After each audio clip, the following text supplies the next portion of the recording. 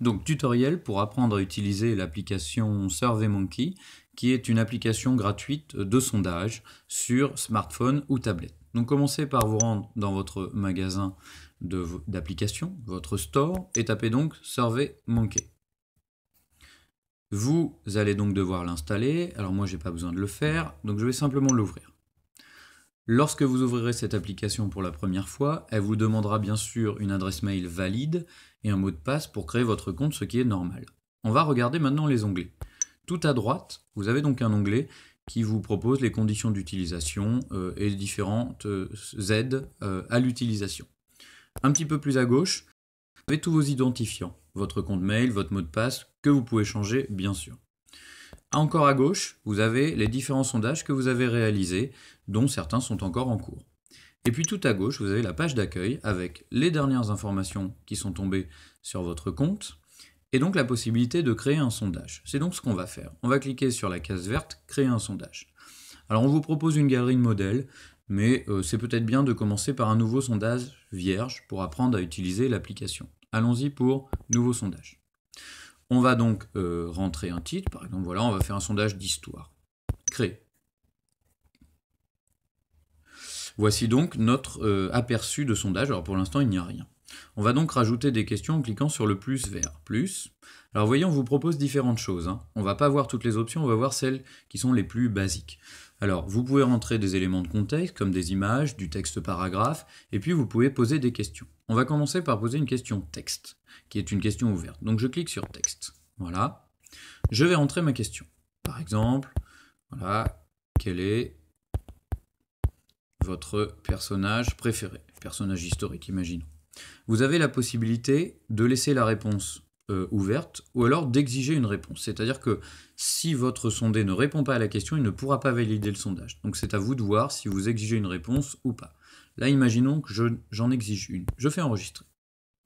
Voilà, j'ai l'aperçu de mon sondage. Quel est votre personnage préféré? Avec une case en dessous. Je vais rajouter donc une nouvelle question. Une question cette fois à choix multiple, un QCM si on veut, ou disons la possibilité de répondre différentes options. Choix multiple. Voilà. Je vais dans texte de la question, je vais mettre cette fois par exemple, quelle est voilà, votre période préférée. Voilà, toujours dans cette logique de questionnaire historique. Et donc je vais rentrer mes différents choix. Allons-y, j'entre par exemple l'Empire romain. Voilà, je peux mettre également peut-être, voilà, je ne sais pas moi, la Grèce antique. On peut rajouter l'idée de croisade, l'idée peut-être de révolution française. Vous voyez, bon, ensuite, on fait évidemment ce qu'on veut. Voilà, les guerres mondiales. Ça, c'est OK. Alors, vous avez ensuite différentes options. Vous voyez, vous pouvez en rajouter absolument autant que vous voulez. Quand vous voulez en supprimer une, c'est pas dur. Vous cliquez dessus et vous voyez sur le petit rond rouge et la réponse disparaît. Donc, je vais la remettre. Première guerre mondiale. Voilà, OK. Alors, ensuite, vous avez différentes options. Soit votre sondé n'aura qu'un seul choix. Dans ce cas-là, vous gardez sélection unique, soit vous pouvez lui permettre de faire une sélection multiple. Dans ce cas-là, il pourra mettre plusieurs réponses. Vous pouvez également lui accorder la possibilité de mettre une autre réponse. Vous voyez ici, ajouter autre, ça permettra à votre sondé de mettre une autre proposition que celle que vous lui avez faite. Et ensuite, eh bien, enregistrer. Voilà, là à nouveau, j'ai l'aperçu de ma question. Je vais faire plus et je vais rajouter cette fois un élément de contexte, par exemple une image. Donc je vais aller chercher une image, ajouter une image que je vais chercher dans ma banque de photos, voilà. Une image que j'aurais téléchargée auparavant, voilà, par exemple celle-ci, voilà. Je peux lui donner un nom, allons-y, voilà, le centre Pompidou. Et puis, eh bien, ensuite, je vais tout simplement l'enregistrer dans mon sondage. Voilà mes 3 questions et mon image. Alors je vais rajouter une question dessus, et puis imaginons par exemple une question ouverte. Je clique sur texte, et je vais donc rajouter, par exemple, eh bien, voilà, une question basique, sans intérêt. Que pensez-vous de ce bâtiment? Voilà. Et j'exige une réponse. Et j'enregistre. Voilà un exemple de sondage dont le contenu n'a pas d'intérêt, mais qui présente la technique de SurveyMonkey. Alors, en haut à droite, vous avez 3 petits points, c'est-à-dire un menu qui vous propose différentes options, notamment des choix de couleurs. Donc par exemple, voilà, je vais choisir cette couleur-là. Voilà. Bon, un petit peu d'esthétisme. Et puis vous avez surtout la possibilité de tester avec aperçu et test pour voir si votre sondage fonctionne bien, s'il n'y a pas de bug avant de l'envoyer. Alors, personnage préféré, je vais mettre par exemple voilà, Clémenceau. Votre période préférée, je vais mettre par exemple la Révolution française, puis je vais rajouter par exemple l'idée voilà, des Lumières. Voilà, l'idée des Lumières. Le centre Pompidou, qu'est-ce que je pense de ce bâtiment? Bah, disons qu'il est original. Voilà. Et je fais terminer. Bon, visiblement tout fonctionne bien, on ne m'a pas indiqué de bug, sinon vous auriez des indications en rouge sur votre questionnaire. Il s'agit maintenant de l'envoyer à vos futurs sondés. Vous avez en haut à droite un petit avion en papier vert sur lequel on va cliquer et qui correspond à l'envoi. Donc vous voyez, vous avez la possibilité d'envoyer ce sondage par différents moyens, par mail, par Facebook, par Twitter, par SMS. Vous avez même en haut un lien interactif que vous pouvez copier-coller pour le mettre dans un fichier texte ou dans ce que vous voulez. Alors, on va faire un envoi SMS par exemple. Donc envoyer par SMS, voilà. Ma messagerie SMS s'ouvre. Vous voyez, le message est déjà prêt. Merci de bien vouloir participer au sondage avec le lien en dessous. Bien sûr, vous pouvez modifier ce message, vous pouvez rajouter des indications. On est dans l'éditeur de SMS classique. Et je vais rajouter des destinataires. Alors là, je vais me mettre moi-même. Voilà. Et puis, donc, je vais m'envoyer ce sondage à moi-même. Je peux rajouter évidemment autant de destinataires que je veux. Je vais patienter un petit peu, comme ça je vais recevoir mon propre sondage. Voilà, il est arrivé. Je clique donc sur le lien pour ouvrir le sondage. Pas besoin d'installer l'application pour vos sondés.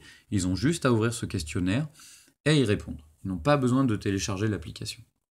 Alors, quel est votre personnage préféré? Eh ben, je vais remettre mes réponses de tout à l'heure. Allons-y, Clémenceau. Période préférée, on va changer. On va mettre la Grèce et l'Empire romain, par exemple. Qu'est-ce que je pense du centre Pompidou? Eh bien, voilà, je sais pas, moi, allons-y, c'est brillant. Voilà. Terminé. Je patiente un petit peu, c'est ce que vos sondés feront. Voilà, merci d'avoir participé à ce sondage. Donc voilà, les résultats et les réponses de mon sondage vont m'être envoyés dans mon appli. Je sors de tout ça, et donc je retourne dans mon application SurveyMonkey. Alors on va voir ce que ça a donné dans nos réponses. Je vais aller donc dans le deuxième onglet en partant de la gauche, voilà, pour voir mon sondage. Vous voyez, le sondage histoire, il est là, je clique dessus, et je vais donc analyser les résultats. Voilà, ça s'affiche. Alors évidemment, là, j'ai pas grand-chose, parce que j'ai pas eu beaucoup de réponses. Donc, par exemple, question ouverte, quel est votre personnage préféré? Je clique, je vois toutes les réponses, donc là, il n'y en a qu'une, Clémenceau. Il y en aurait d'autres, bien sûr, s'il y a eu plusieurs sondés. J'ai ensuite un diagramme, puisque j'aime bien l'Empire romain et la Grèce. Remarquez que vous pouvez cliquer pour choisir une autre mode de représentation, un autre mode, voilà, à volonté. Et puis, ensuite, que pensez-vous de ce bâtiment? Pareil, réponse ouverte, brillant, voilà l'idée. Donc voilà un petit peu à quoi ressemble ensuite votre sondage à l'arrivée. Voilà un petit peu ce que ça donne.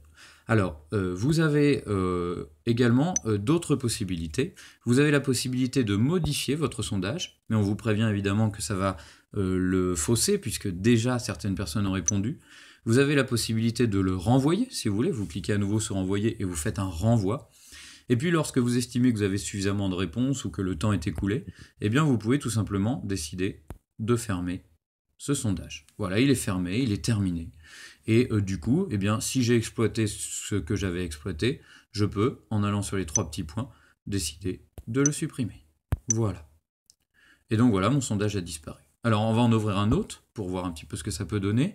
Un sondage, voilà, par exemple sur les voyages. Allons voir les résultats, analyser. Vous voyez, on a ici voilà, différentes réponses. Voilà, quelle est votre préférence pour les congés, mer, montagne, etc. Alors, le seul défaut, c'est que dans la version, on ne peut pas récupérer les données. Donc, le plus simple, c'est de se caler sur la question et puis, eh bien, de faire une capture d'écran. Voilà. De cette manière, on peut récupérer des éléments du sondage. Sinon, eh bien, il faut faire un relevé à la main, un relevé papier. Voilà. Donc voilà un petit peu comment fonctionne cette application. Donc vous voyez, elle est assez pratique, elle est assez facile d'utilisation. À vous eh bien, d'apprendre à la maîtriser.